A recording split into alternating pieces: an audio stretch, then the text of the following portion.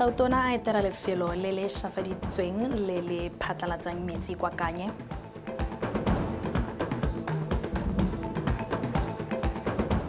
Mokgatlho wa makgotla a kaboditsha a lekudisa babegadikgang ka seemo sa kabo ya lefatshe mo Botswana. Fa ba go tsa metshameko lekgotla la BNSC le tsweletsi ka go dirisa letlole la Elite Scholarship go tokafatsa matshelo a batshameki. Motswana wethu madume dumela ka lena ke Lucia Ramasu mme ga ke esi ke na le tshepiso sekolo re go tlisetsa jalo dikgang tsa Botswana Television ka nako ya bongwe mo motshegareng. Puso ya re go beeletsa ka bokete mo tlhabololong metsi le dikago tsa one gore beng gae ba nne le metsi a boleng ebile a lekane ke nngwe ya tse puso e di beileng pele. Kwa tshimolodisong semmuso ya tiro ya tlhabololo le kanamiso metsi kwa Kanye mosong ono, Tautona Dr. Mokgweetsi Masisi o na gatelela seabe sa metsi mo ditlhabololong. Gompieko Batswana ba heta 83% ba na le phitlhelelo ya metsi a boleng bo le gore lekgotla la ditšhabatšhaba la botsogo la pasisitse. Re go se tloe mo Afrika lesego gore le roma batho ba ba irang jaaka le ba romile. Ke mang o ikile a akanya gore mo ngwageng tse tlhano mo bathong ba bolalweng ke lenyora o ka tsisa matshethethete a metsi o bo wa tsawa wa tlhatswa ha o utlwa re re mindset change re ra jana re hetole ka ra akanyang ka teng re ira dio ka teng ke a kopa ke rapela puso e dirise madi a kana ka 396 million pula go ira maharthatla a metsi a ira lona ba balla metsi le ditlamelo diriswa tsotlhe ka letla bona gore wa go iragalang kwa gago mo di bikinyaneng hela tse ditlang ka gore metsi one a le lekanang a gorogile go setse phatlalatso e bobebe ya one. Re sa le fo Tautona Masisi o letsaile go gomotsa ba lelapa lo ra tlhaselo kwa Ramotswa morago ga go tlhokafala ga motsadi wa bone Bongre Seabelo Tlhaselo. Ra Tlhaselo e ne le mogwebi yo motona mo mogameng wa dipalamo.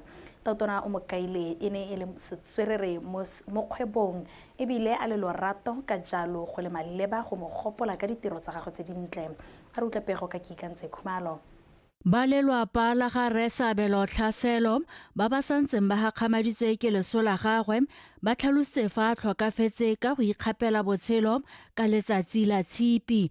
Re Tlhaselo yo neng a tlwaelesegile fela ka go bitswa Seabelo o ne a tumile ka go nna mongwe wa bagwebi ba ntlha ba lehatshe leno ba mogama wa dipalamo. Ngaka ra mmona o na le bana ba gwe ba bereka le bone ba dinese ba feta ba re tlhokosetsa ba ba rinyana re o mapodisa na tla ka ene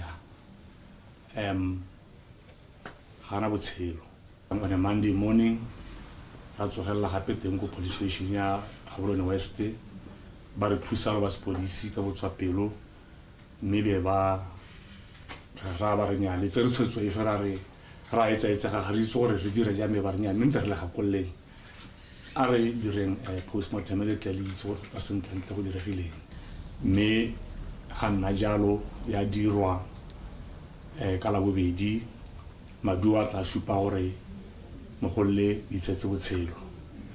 Fa ntsha molaetsa wa kgomotso go ba lelapa lo ra Tlhaselo, Tautona Dr. Masisi a re Seabelo e ne le senatla sa kgwebo a gaisa bontsi ba ba lekana nae le ntse a na sena dithutego tse di kalo. Tautona o kopile ba lelapa le setšhaba ka kakaretso go mo gopola ka ditiro tsa gagwe tse dintle. O botlhoko mme a gona gore ka reng ke go amogela ke tsise one matshidiso ao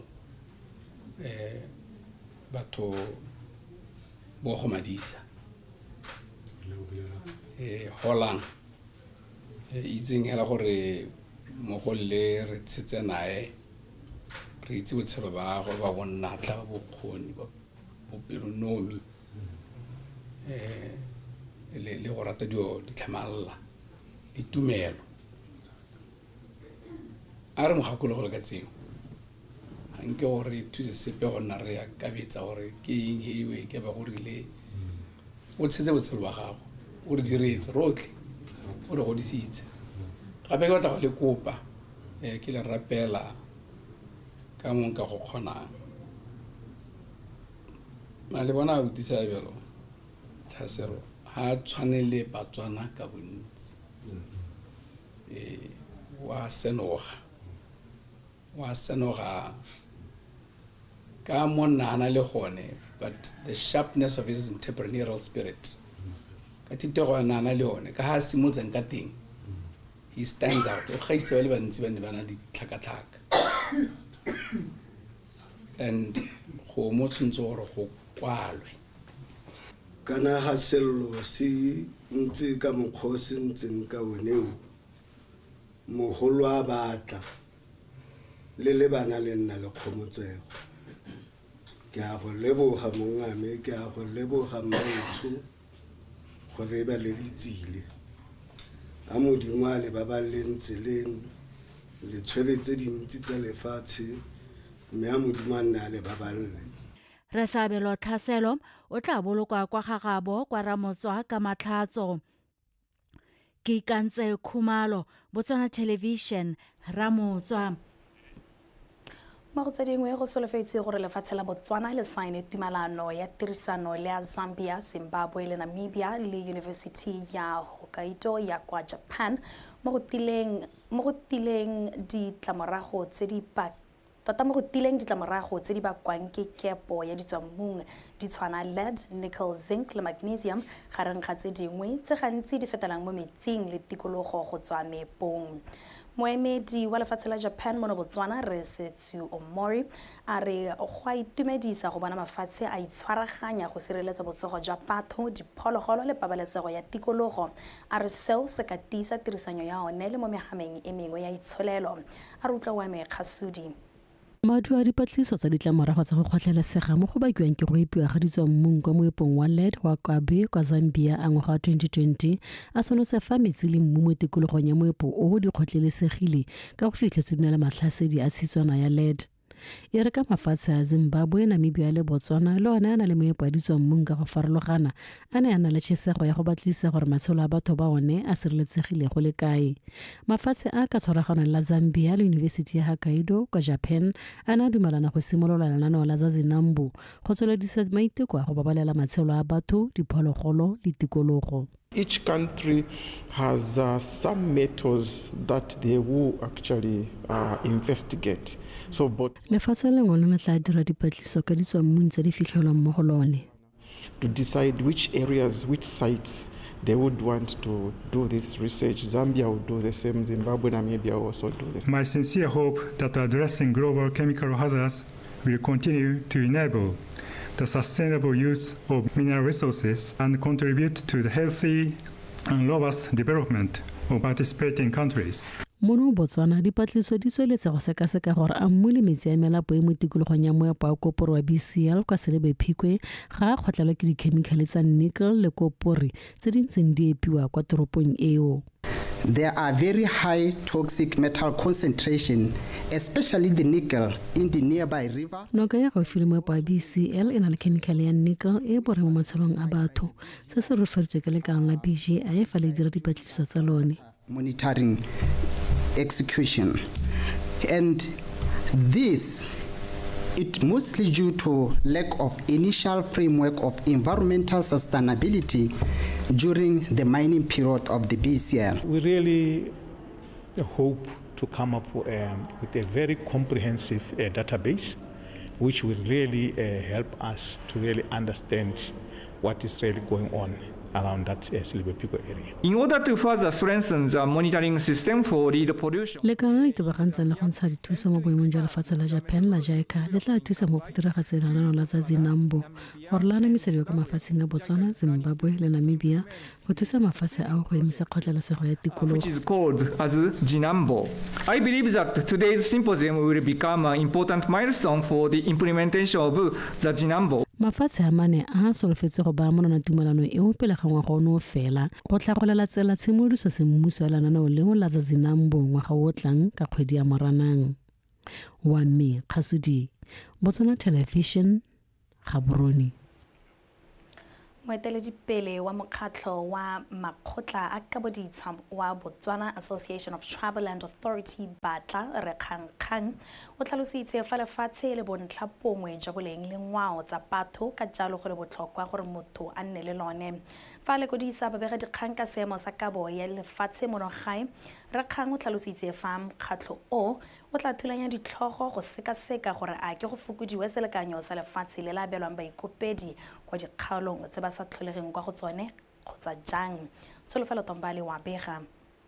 Go abiwa ga lefatshe ntse le kgang ya moruthuta ka lobaka lo le leele mme ebile ntse e beile Batswana ka fa mosing ka go ntse go tsaya lobaka gore ba bone lefatshe. Le fa go le jalo ka boeteledipele jwa ga Taotona Dr. Mokgweetsi Masisi, seo se ne sa fetoga ka lephata la kaboditsha le ne la kgona go abela Batswana ditsha di le 100,000 mo ngwageng. Ka jalo ka maiteko a go tsamaelana le lenaneo la tholontšha kgotsa mindset change ba lekgotla la Batla ba itlamile go tswelela ka go dira diphetogo go thusa go tokafatsa boleng jwa botshelo jwa Batswana.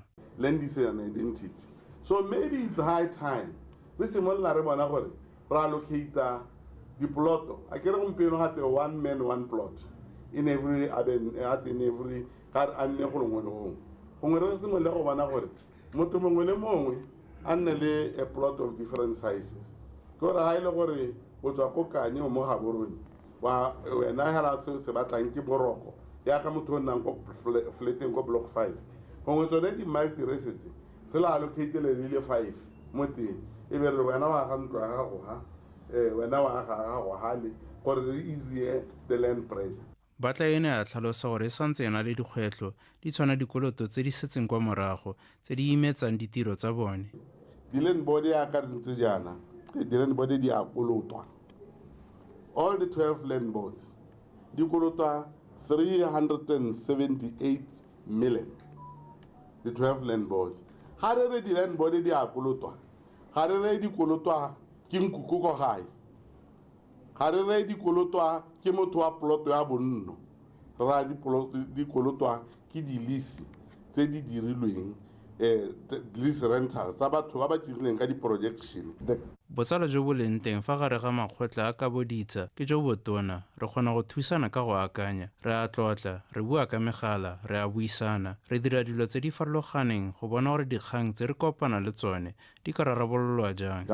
Le fa go ntse jalo ba ne ba tlhalosa fa dingwe tsa dikoloto tseo di tsweletse ka go duelwa mme ebile e le kgwetlo e ka sekeng ya ba thibela go dira tiro ya bone ya go abela Batswana lefatshe.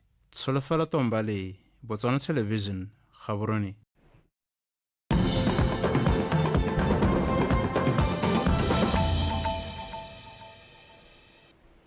Fa re gatela pele ka dikgang tsa rona go butswe sekolo se se potlana kwa Gerald Estates ko toropong ya Francistown se se nang le matlwana a borutelo a le 22.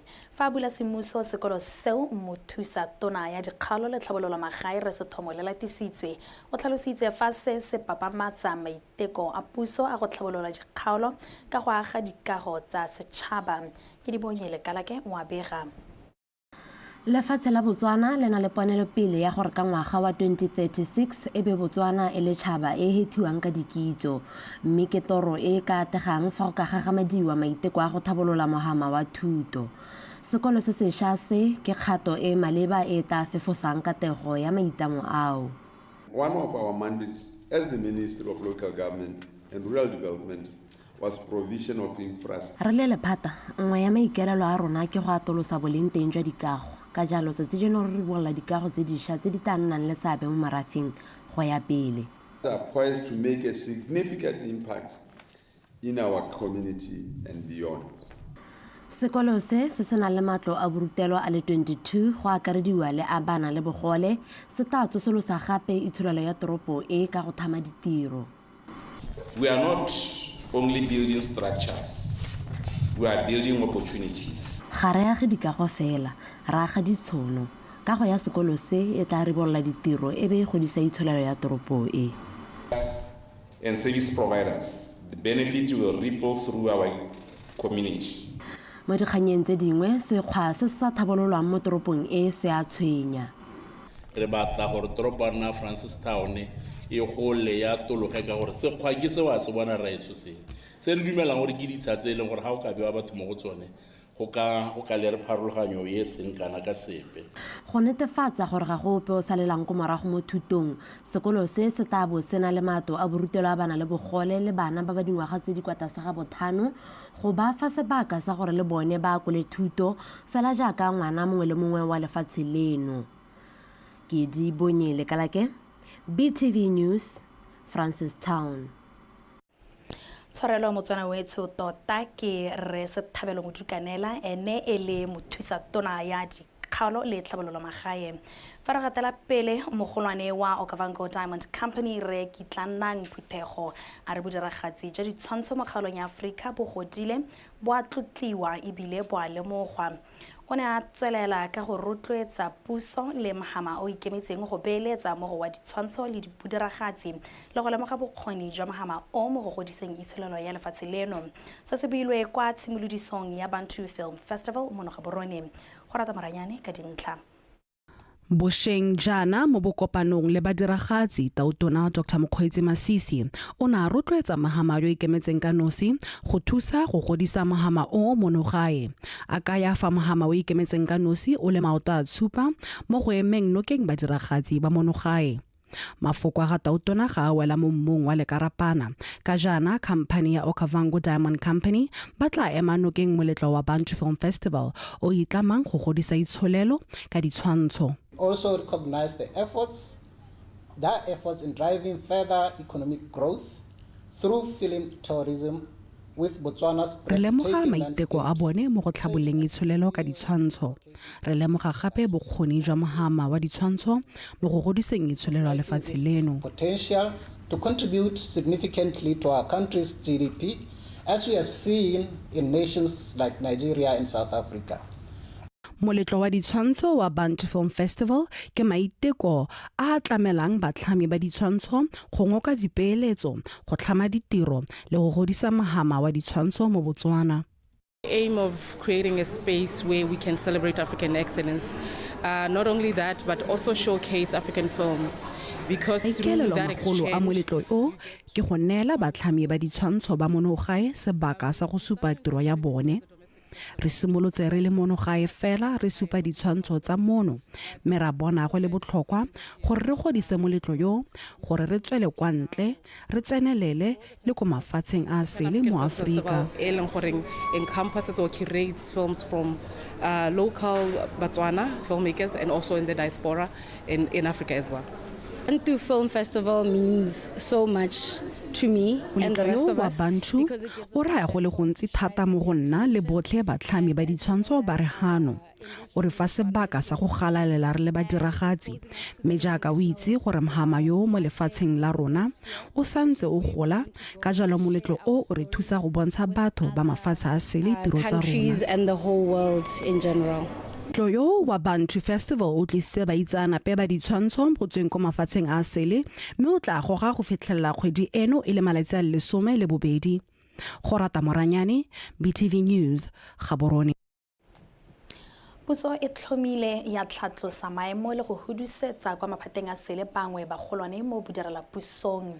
Re bo atametsi modukanele o tlhomilwe mokwaledi kwa lephateng la tikologo le bojanala. Dr. Umponye Kereteletswe o tlhomilwe mogokaganyi kwa lephateng la khiro ya badirela puso la DPSM. Pego ya re ka tlholo mosimane gape o tlatlositswa maemo go nna mothusa mo kamela mapodisi fa mme mosadinyana molefe a tlhomilwe mothusa mokwaledi mo lephateng la tsa tirisano le mafatshe a sele le tshekatsheko ya melao ka fa tlase ga lephata la tsa mafatshe a sele. Dr. Mareko Ramotsababa o tlhomilwe mokwaledi wa ditirelo tsa botsogo kwa lephateng la botsogo fa Dr. Christina Smith ene a tlhomilwe mogolwane kgotsa senior consultant mo lephateng la botsogo. Re le thata Manne o tlhatlositswe maemo go nna mothusa mo kameladi kgolegelo kwa Botswana Prison Services fa re Jacob Tamage a tlhomilwe go nna mogokaganyi kwa lekalaneng la Diamond Hub mo lephateng la ditswammung le kgotetso. Re William Kjareng o tlhatlositswe maemo go nna molaodi kwa Phalape fa mme Veronica Rabakanyi le ene a tlhatlositswe maemo go nna molaodi kwa Hukuntsi. Mme wa me Ramapipi o hudiseditswe kwa kgaolong ya Bokoni Botlhaba go nna molaodi e ntse le mo lephateng la ofisi ya Gatautona. Bagolwane bao ba simolotse tiro ya maemo a bone a mašwa. Motswana o rile mahatla a nku a itsewe ke moegami ka go rialo tla re dinele City ke a gakwa a re be mo dinakong ka tsa metshameko.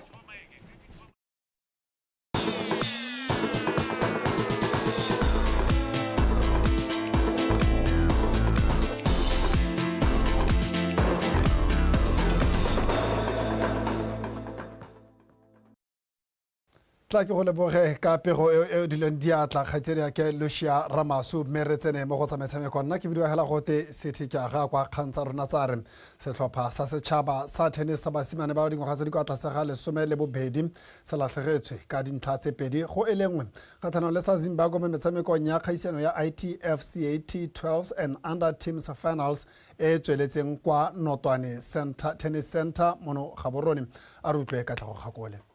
Lefatshe leno le simolotsa letsatsi la boraro la kgaisano bokoa jaaka Francisco Brink a na latlhegelwa a ketekwa ke Chamagzwane wa Zimbabwe ka disete tse pedi tsa 6-1 le 6-2. I think I lost it on most important points when I gave. Ke latlhegetswe ke motshameko ka gore ke ne ke neela motshameki wa Zimbabwe dibolo tse di motlhofo mme seo sa dira gore a ntsenya ka fa tlase ga kgatelelo. I was never in advantage in the games. My forehand was really good and me approaching. Ke fentse motshameko ka gore gompieno ke ne ke tsogile sentle ebile ke tsene mo gone ka maikaelelo a go fenya mo godimo ga moo ke ne ke ipaakanyeditse kgaisano e fela thata. Knowing that it's not going to be an easy win, yeah. Mo motshamekong wa bobedi magareng ga Botswana le Zimbabwe ga bo go kopane Rorisang Ubuseng le Unathi Sithole baagisanye Zimbabwe ba leka ka gotlhe go lekalekanya dintlha fela Ubuseng a bo a tsogile sentle a fenya motshameko o motlhofo ka 6-3 le 7-5. Mafatshe a Botswana le Zimbabwe a na tswelela itana ka noga e tshela mo motshamekong wa di-doubles kwa bobedi jwa Moshe le Kaukau le Francisco Brink ba monogae ba ne ba thulane le Chamagzwane le Munyamunasha Mtlhanga ba Zimbabwe mme Zimbabwe ba fenya motshameko o ka 6-2 le 6-3 go etsa letsatsi la boraro la kgaisano ba fentse metshameko ya bone mebedi go le mongwe wa Botswana. I was not playing. Ke ne ke se mo motshamekong o gotlhelele le fa ke ne ke na le sebaka sa go tsaya dintlha ke ne ke retelelwa ke go dira tiro fela e motlhofo. Yes. Mostly I was just trying to play to his backhand with heavy spin. Ke simolotse motshameko ke lebile motshameki wa ne ke tshameka le ene ka fa a tshamekang ka teng mme ebile ke ne ke le kelotlhoko ke sa batle go dira phoso epe go fitlhelela ke fenya motshameko. And that's where I think I played my best. Metshameko eo ya kgaisano ya ITF-CAT 12 and under teams finals competition e tla tswelela ka moso ka metshameko ya di-doubles tsa basetsana le basimane mme kgaisano e solofetse go ya bokhutlong ka Sontaga. Katlego Kgakole, BTV Sport, Gaborone. Me fa re gatela pele setlhopha sa setšhaba se segolwane sa borre sa kgwele ya dinao the Zebras se thulana le sa Cape Verde tshokologong eno mo metshamekong e tsweletseng ya go ipatlela phatlha ya sejana sa Afrika sa ngwaga o tlang. Mo nakong eno setlhopha sa the Zebras se kwa mogatleng wa Group C morago ga go latlhegelwa ke metshameko e le mebedi kgatlhanong le sa Mauritania le Egypt. Mo letlhakoreng le lengwe setlhopha sa Cape Verde se mo maemong a bobedi morago ga go fenya sa Mauritania le go fengwa ke sa Egypt. Setlhopha sa Gadarosa se kampana le sa Cape Verde tshokologong eno ka nako ya boraro. mme jaanong fa re garela dikgang tsa rona mo maitekong a go tlhabolola matshelo a batshameki fa ba sena go tswa mo metshamekong ba Botswana National Sport Commission ba na le lenaneo la Elite Scholarship go rutuntsha batshameki ka dithuto ka go farologana gore ba kgone go itshetsa ka dithuto tseo ba ntse ba le mo metshamekong kana ba sa tlhole ba tshameka a rutlwe go rata moeng. Moanamisa mafoko wa BNSC Anderson Lisana o tsweletsa a re lenaneo leo la Elite Scholarship ba le tshwaraganetse le ba Botswana Tertiary Student Financing ba e leng bone ba duelelang batshameki dithuto tsa yunibesithi. Lisano na gatelela gore batshameki ba monogae ba ba nang le keletso ya go tsaya karolo mo lenaneong leo ba tshwanetse gore ba bo ba itlegile mo motshamekong ya ditlhopha tsa setšhaba. Qualification kana eligibility is that you need to be a citizen of Botswana under the age of 21 and below. Me gape re le commission re na le tshono ya gore if we see potential in an athlete who is above 21, we reserve the right to afford them that opportunity. Ta ke tlhalose gape ga odimo e re ke tswelela o to di tlhaloganya sentle gore kana we are in partnership with Department of Tertiary Education Financing, DTEF, e leng gore ka yone ke yone e leng gore e duelela batswana sekwele se se golwane kana tertiary education. Me yalo re thoka gore o le athlete e leng gore e performile kana e takeile part in local, regional and international competitions with podium finishes. Ebe re thoka gore o bole in good standing o se mo doping bane. Lisano tsweletsa a tlhalosa fa BNSC e tla tsaya batshameki ba le 10 ka ngwaga. Batshameki bao ba tlhophiwa ke makgotla a bone a tsa metshameko go supa fa ba na le keletso mo go tseyeng karolo mo lenaneong le. Re bona maduo hela mo go tseneletseng. I mean, the athletes tsa rona di a sekolong di be di bui di graduateile, and we see that when ba heletse in terms of their athlete career kana in terms of their lifespan ya bo athlete, they are able to get into employment, they are able to get into businesses. O ta gopola ya lo motho o tshwanang Dipsisololwane was in an elite scholarship, we emisitse o tshameka football, and we are seeing him running a consultancy currently e leng gore is very successful as well. So ke tsone tse re di tlhokang hela rona gore re bone gore ba fetsa sekolo and gona le go eleng gore ba kgona go itirela letseno teng. Kwa bokhutlong ba BNSC ba kgothaditse batshameki go tsaya karolo mo lenaneong le gore ba kgone go tlhabolola matshelo a bone ka thuto ka jana botshelo jwa metshameko bo le bokhutshwane. Go rata moeng PTV Sport Gaborone. Dikgang tsa rona di wela ka tsela e ntseng jalo mme mo nakong ya gompieno a ke leboge ke be ke lemoge morwarre Tshepiso Sekolo yone nga rona dikgang tse ka puo ya diatla. Mo nakong ya gompieno nna le wena ra kgaogana mme Lucia Ramasu o a tsweledisa ba garela ditiro tsa lenaneo la tsatsi la gompieno tota tsa Botswana Connect. Nna le wena la ka mosotsatsi ke le lengwe tlhola sentle.